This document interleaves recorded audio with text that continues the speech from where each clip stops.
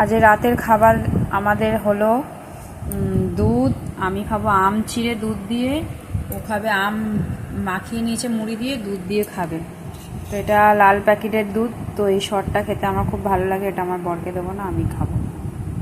তো একটু দেবো না ভেবেছিলাম, কিন্তু দেবো না, দিয়ে তো পারি না, দিই, বেশি দেবো না। তো আমাদের রাত্রে এই খাবার। তো তোমরা কারা কী খেয়েছো অবশ্যই কমেন্ট করে জানাবে। আর এরকম কারা কারা রাত্রিবেলায় দুধ আম চিড়ে খাও বা দুধ আম মুড়ি খাও অবশ্যই কমেন্ট করে জানাবে। আমার এটা ভালো লাগে খেতে, ওই জন্য। আর এটা মোটা চিড়ে আছে, কেন একটু শক্ত থাকে, খেতে ভালো লাগে। পাতলা চিড়েটা একদম হয়ে যায়, গলে যায়।